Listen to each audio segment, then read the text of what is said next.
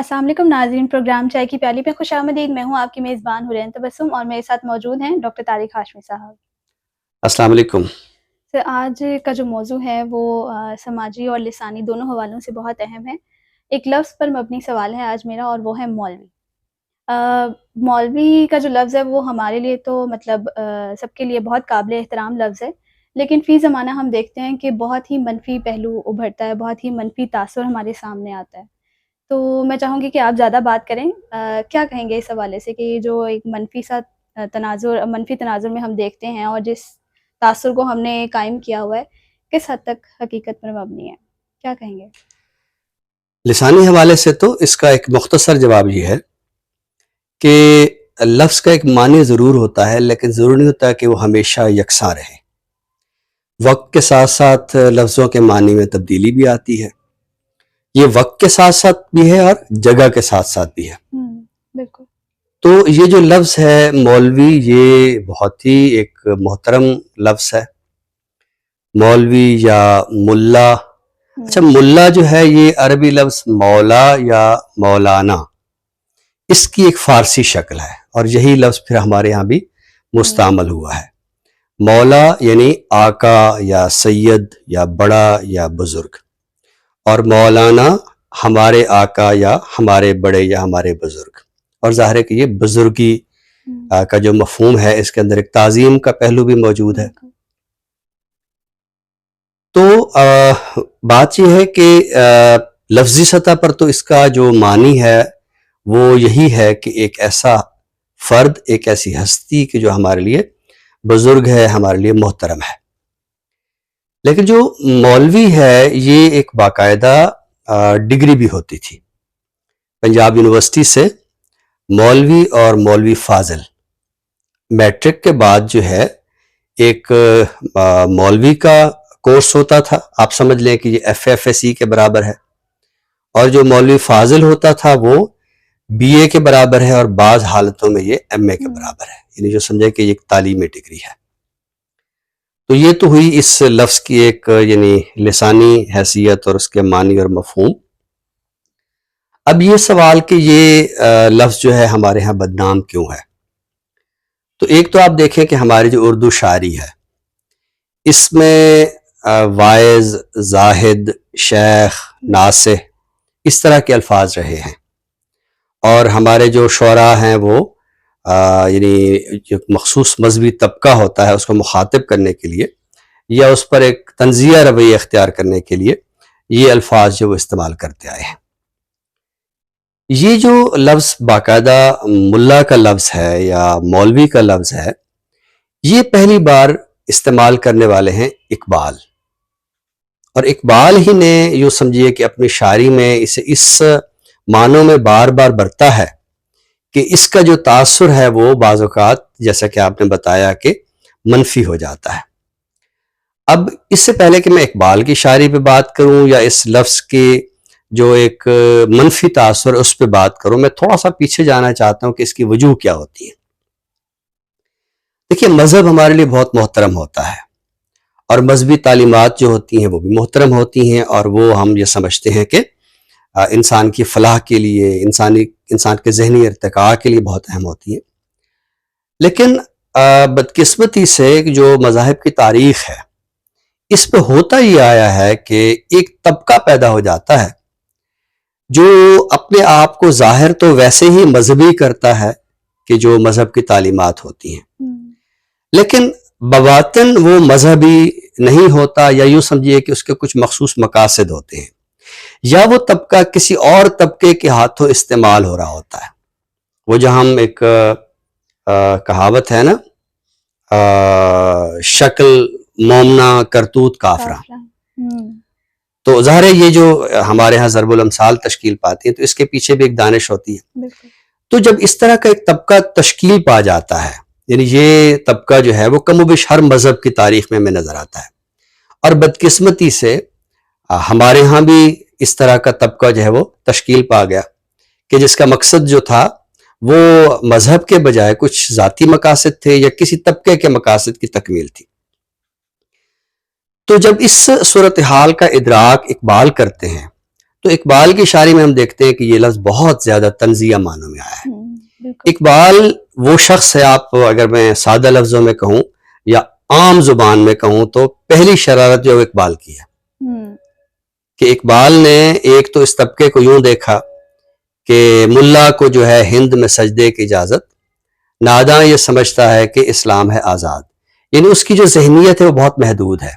وہ یہ سمجھتا ہے کہ شاید چند ایک عبادات کر لینا جو ہے اس سے یہی بس زندگی کی تکمیل ہے یا یہی فکر آخرت ہے. ٹھیک ہے. دوسرا یہ ہے کہ اقبال یہ سمجھتے ہیں کہ اس طبقے نے بہت زیادہ ایک استحصالی رویہ اختیار کیا ہے. یعنی جب اقبال یہ کہتے ہیں کہ باقی نہ رہی تیری وہ آئینہ ضمیری، اے کشتہ سلطانی و ملائی و پیری.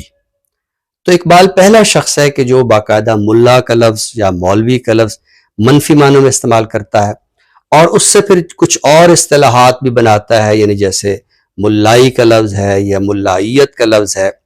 اچھا، یہ بھی کوئی نئے لفظ نہیں ہے. یعنی آپ دیکھیے کہ جیسے میں نے یہ بتایا کہ ہر مذہب میں ایک طبقہ تشکیل پاتا ہے، تو ہم اسے انگلش میں پریسٹ ہوڈ کہتے ہیں یا پادریزم کہتے ہیں. تو جب اس طرح کا طبقہ ہمارے ہاں تشکیل پاتا ہے تو پھر اقبال جیسا زیرک شخص جب یہ دیکھتا ہے تو وہ اس لفظ کو منفی معنوں میں استعمال کرتا ہے. تو جب ایک بار یہ منفی معنوں میں استعمال ہو گیا تو پھر ہم دیکھتے ہیں کہ یہ سماج میں بھی جو ہے پھر عام ہونے لگا. اچھا، اب آپ یہ نہ سمجھیے گا کہ یہ صرف اقبال کی وجہ سے ہے.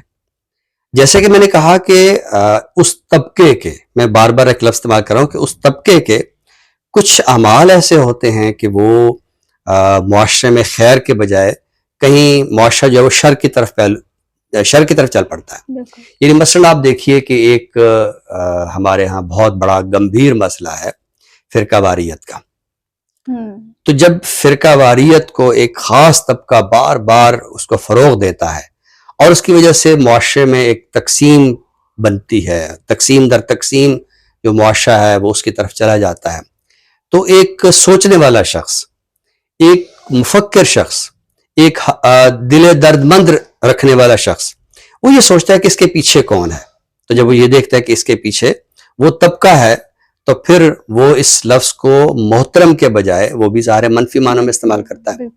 تو میں سمجھتا ہوں کہ ملا کا لفظ یا مولوی کا لفظ یا مولانا کا لفظ یہ بہت محترم ہے، لیکن جب وہ ایک مخصوص طبقہ تشکیل پاتا ہے، وہ طبقہ اپنے مقاصد کے لیے یا کسی اور طبقے کے مقصد کے لیے ایک نیک اصطلاح کو منفی معنوں میں استعمال کرتا ہے، تو ہم دیکھتے ہیں کہ پھر جیسے کسی کی بخشش نہیں ہوتی تو پھر اس طبقے کی بھی بخشش نہیں ہوتی. تو ہم اگر یہ چاہیں کہ یہ لفظ اپنی ساکھ کو بحال کرے تو پھر ہمیں ایک تو اس طبقے کو پہچاننا ہوگا اور دوسرے یہ کہ خود ان لوگوں کو بھی یہ سوچنا ہوگا کہ برا عمل جو ہوتا ہے وہ تو برا ہوتا ہے، لیکن نیکی کے پیراہن میں یا نیکی کے پیرائے میں جب آپ کسی برے عمل کو فروغ دیں گے یا معاشرے کو انتشار کی جانب لے جائیں گے تو پھر اس لفظ کا کوئی مثبت تاثر جو ہے وہ نہیں بن پائے گا. تو پھر وہ جو ایک فارسی مصرع ہے کہ مولوی ہرگز نشد مولائے روم، تو آپ دیکھیے کہ اب آپ مولوی اور مولائے روم دو متضاد اصطلاحات ہو گئی ہیں. تو میں سمجھتا ہوں کہ اس لفظ کو منفی بنانے میں کسی اور طبقے کا کردار نہیں ہے، خود اس مذہبی طبقے کا اپنا کردار ہے. بہت خوب سر، آپ لفظوں کے پیچھے جو حقیقت چھپی ہوتی ہے آپ ہمیشہ اسے سامنے لاتے ہیں اور بہت فکر انگیز گفتگو آپ کی تھی. ناظرین، اسی فکر انگیز گفتگو کے بعد بڑھتے ہیں پروگرام کے اگلے حصے کی جانب، یعنی تخلیق کی جانب. آج ہم بات کرنے والے ہیں رشید سندیلوی کے حوالے سے. رشید سندیلوی صاحب بہت اچھے شاعر ہیں اور بہت اچھی شاعری کے ساتھ ساتھ بہت اچھے کہانی نویس بھی ہیں. آپ کے شعری مجموعوں میں حیرت، معمول، معکوس اور انا کے دستانے، یہ شعری جو مجموعے ہیں آپ کے منظر یہاں پر آ چکے ہیں. تو سر آج ان کے حوالے سے کیا عطا کریں گے؟ آپ نے ان کے تازہ مجموعے انا کے دستانے کا ذکر کیا تو یہ ہمارے مطالعے کی میز پہ ہے. اس سے ایک غزل میں نے منتخب کی ہے تو وہ اپنے ناظرین کی نظر کرتے ہیں. عجیب خواب مجھے رات بھر ستاتے ہیں، عجیب خواب مجھے رات بھر ستاتے ہیں، کسی کھنڈر کی کوئی داستاں سناتے ہیں. واہ، کیا کہنے ہیں. اگر یہ سچ ہے کہ اس کا ملاپ ناممکن، تو پھر دعا کے لیے ہاتھ کیوں اٹھاتے ہیں؟ واہ، کوئی بھی خواب میسر نہیں ہے دنیا میں، کوئی بھی خواب میسر نہیں ہے دنیا میں، عذاب کھینچ کے ہم لوگ مر ہی جاتے ہیں، واہ، کیا کہنے ہیں، عذاب کھینچ کے ہم لوگ مر ہی جاتے ہیں، بہت خوب۔ تمہاری طرح میں کوئی مجسمہ تو نہیں، ہوں، تمہاری طرح میں کوئی مجسمہ تو نہیں، کبھی تو آنکھ کے ساغر چھلک بھی جاتے ہیں، واہ، یہ منطقہ تو کوئی موت کا جزیرہ ہے، یہ منطقہ تو کوئی موت کا جزیرہ ہے، چلو فلک پہ کوئی آشیاں بناتے ہیں، واہ، تیرے وصال پہ سیف الملوک پڑھتے تھے، تیرے وصال پہ سیف الملوک پڑھتے تھے، تیرے فراق میں اب ہیر گنگناتے ہیں، واہ، کیا کہنے ہیں، عجیب خواب مجھے رات بھر ستاتے ہیں، کسی کھنڈر کی کوئی داستاں سناتے ہیں۔ بہت خوبصورت، بہت ہی عمدہ کلام آپ نے پیش کیا۔ ناظرین، اسی خوبصورت کلام کے ساتھ بڑھتے ہیں پروگرام کے آخری حصے کی جانب، یعنی کتاب کے تعارف کی جانب۔ تو سر، آج اس حصے میں کس کتاب کا تعارف پیش کریں گے؟ آج ایک تخلیقی کتاب ہمارے مطالعے کی میز پہ ہے، ایک افسانوی مجموعہ گمشدہ آوازوں کا تعاقب۔ اس کی مصنف ہیں زویا حسن۔ اچھا، اس کتاب کا جو عنوان ہے یہ بہت ہی دلچسپ اور تہذیب بھرا ہے، بالکل، اور اپنے اندر ایک بڑی گہری علامتی معنویت رکھتا ہے۔ بہت ساری چیزیں ایسی ہوتی ہیں جو گم جاتی ہیں، وسیع سطح پر آپ دیکھیے تہذیبیں گم جاتی ہیں، وہ وقت کہ جس کے ساتھ ہمارا ایک لگاؤ ہوتا ہے، وہ وقت کہ جس کے ساتھ ہمارا ایک تہذیبی ربط ضبط ہوتا ہے، ہم اپنی ثقافتی روح اس وقت کے اندر محسوس کرتے ہیں، وہ وقت کہیں گم ہو جاتا ہے، وہ لوگ کہیں گم ہو جاتے ہیں۔ ایک مفہوم یہ بھی ہے کہ کیا چیز ایسی ہے جو گم گئی ہے، کون سی ایسی آوازیں ہیں کہ جو گم گئی ہیں۔ آپ دیکھیے کہ وہ آوازیں کہ جو ہوتی تو ہیں لیکن نہیں سنائی دیتی ہیں، یا بالجبر انہیں کہیں گم کر دیا جاتا ہے۔ تو یہ کہانیوں کا مجموعہ ہے۔ ذاتی طور سے مجھے یہ کہانیاں اس لیے بھی پسند آئی ہیں کہ ان میں ایک تہذیب کا نوحہ ہے، ایک خاص طرح کی نوسٹیلجک فیلنگ ہے۔ اچھا، یہ جو نوسٹیلجیا ہوتا ہے یہ ظاہر ہے کہ جب انسان اس کے اندر مبتلا ہوتا ہے تو ایک عجیب مریضانہ سا رویہ ابھرتا ہے، لیکن اگر یہ نوسٹیلجیا کسی تہذیب کے ساتھ جڑا ہوا ہے، کسی آدرش کے ساتھ جڑا ہوا ہے، تو پھر یہ رویہ مریضانہ ہونے کے بجائے بہت ہی مثبت ہوتا ہے۔ تو میں نے اس کتاب کے اندر اس کی جو کہانیاں ہیں زویا حسن کی، میں نے ایک بات دیکھی ہے کہ وہ جو تہذیب کہیں گم ہو رہی ہے تو اس کو تلاش کرتی ہوئی نظر آتی ہے۔ تہذیب، اچھا، تہذیب ایک وسیع معنوں میں ہوتا ہے۔ ایک تہذیب وہ ہے جو ہمارے سماج کے ارد گرد ہمیں نظر آ رہی ہوتی ہے، ہمیں بچپن سے کچھ آدرش جو ہوتے ہیں ہمارے ذہنوں میں ہوتے ہیں، کچھ شکلیں ایسی ہوتی ہیں، کچھ بزرگوں کی صورتیں ایسی ہوتی ہیں کہ ہم دیکھتے ہیں کہ ان کی موجودگی میں ہم ایک تہذیب کو اپنے ایک خاص پیکر میں دیکھتے ہیں۔ تو میں نے ان کی کہانیوں میں یہ بات دیکھی ہے کہ تہذیب کا یہ جو تصور ہے کہ جس میں کچھ بزرگ ہیں، کچھ بزرگوں کی نصیحتیں ہیں، کچھ بزرگوں کے چہرے ایک آدرش کے روپ میں ہیں، تو یہ ان کو تلاش کرتی ہوئی نظر آتی ہیں۔ اچھا، ایسا نہیں ہے کہ ان کی کہانیاں محض اس احساس کے ساتھ جڑی ہوئی ہیں۔ یہ تو وہ بات میں نے اس لیے اس پہ زور دیا کہ ایک تو اس کتاب کا عنوان تھا، پھر کسی کہانی کار کے ہاں یا کسی تخلیق کار کے ہاں ایک نقطہ خاص ہوتا ہے۔ لیکن جب میں ان کہانیوں کو دیکھتا ہوں کہ کہانیوں میں مجھے پورا ایک اپنے سماج کا ڈھانچہ نظر آتا ہے، اپنے سماج کے وہ تمام کردار جو میں اپنے ارد گرد دیکھتا ہوں وہ مجھے نظر آتے ہیں، ان افراد کے جو دکھ ہیں وہ بھی مجھے نظر آتے ہیں، ان افراد کے جو مسائل ہیں وہ بھی مجھے نظر آتے ہیں۔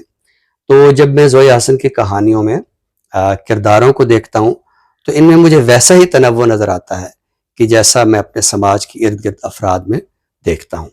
تو جو دوست افسانے سے اور خصوصاً جدید افسانے سے تخلیقی دلچسپی رکھتے ہیں تو ان کے لیے یہ خوشخبری ہے کہ یہ کتاب آئی ہے گمشدہ آوازوں کا تعاقب۔ اس کی مصنف ہیں زویا حسن۔ آپ ان کہانیوں کو پڑھیں گے تو آپ کو ایک تہذیب کا رس بھی محسوس ہوگا، اپنے سماج کی تصویریں بھی نظر آئیں گی، اور مستقبل کا ایک آئینہ بھی ان کہانیوں میں کہیں ہمیں جھلکتا ہوا نظر آتا ہے۔ بہت خوبصورت، ہمیشہ کی طرح آج بھی ایک اہم ترین کتاب کا تعارف آپ نے پیش کیا۔ ناظرین، اسی کے ساتھ ہی ہم آپ سے اجازت چاہیں گے، نئے موضوع کے ساتھ انشاءاللہ آپ کی خدمت میں دوبارہ حاضر ہوں گے۔ تب تک کے لیے اپنی میزبان حرین تبسم اور ڈاکٹر طارق ہاشمی صاحب کو دیجیے اجازت۔ اللہ حافظ۔ اللہ حافظ۔